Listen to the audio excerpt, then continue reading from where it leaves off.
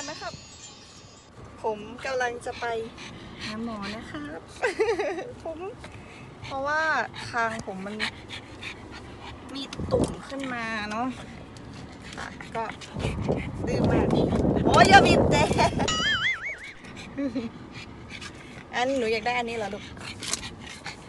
หนูอย่าดื้อสิแม่ตีนะ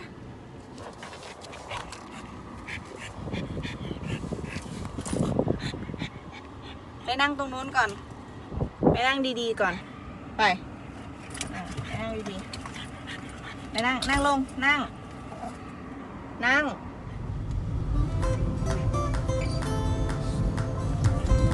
อย่าดื้อขนาดนั้นอยู่เฉย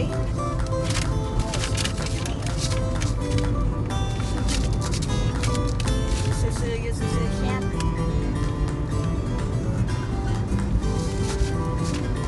วายจริงๆขึ้นมาเร็วๆขึ้นมาสวัสดีนะคะสวัสดีทุกคนนะคะมื้อนี้นะคะแป้งกะมาพร้อมกับเจ้าตัวอ้วนนะคะน้องมนแคนนะคะวันนี้หนูจะมาหาหมอใช่ไหมลูกฮะมองหน้าแม่ทำไม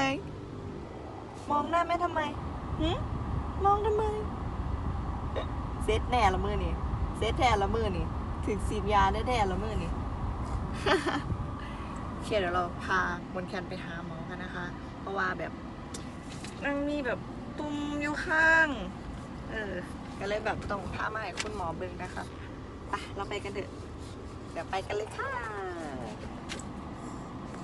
ตอนนี้เขากำลังสิเอาบักกวนลงมาจากรถนะคะดูกันว่านายจะทำหน้ายังไงไปโอ้ยเหยียบ iPad แม่บอมเป็นศูนย์แล้วเต็มวันนี้เราจะอุ้มด้วยมือเดียวจะไหวหรือเปล่าโคตรหนักล็อกประตูให้หน่อยล็อกประตูให้หน่อย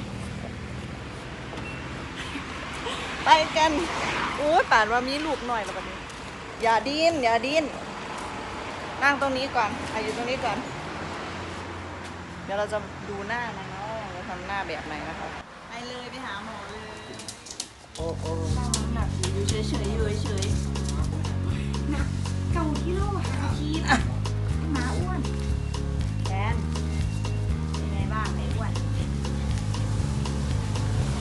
กินยาแล้วยังดื้ออยู่เลยเนาะ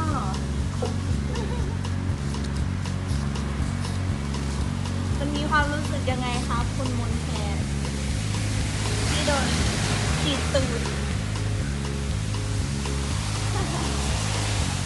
กลับบ้านกันไป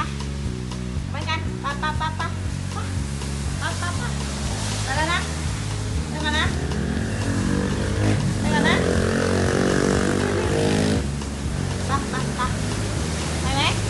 ไปไหมคะแทนลูกหันหน้ามานี่งอนเหรอแม่ขอโทษงั้นเหรอครับขอโทษนะครับเรื่องฉีดตูดแล้วหายได้หรือจ๊ะกลับบ้านกันกลับไปกินยากันนะคะค่ะได้ยามากินนะคะแล้วก็ฉีดวัคซีนไปเข็มหนึ่งยาฆ่าเชื้อยาแก้อักเสบเนาะบายบายท่านผู้ชมก่อนเร็วๆบายบายก่อนหมดฤทธิ์เลยเหรอไอ้หมาอ้วน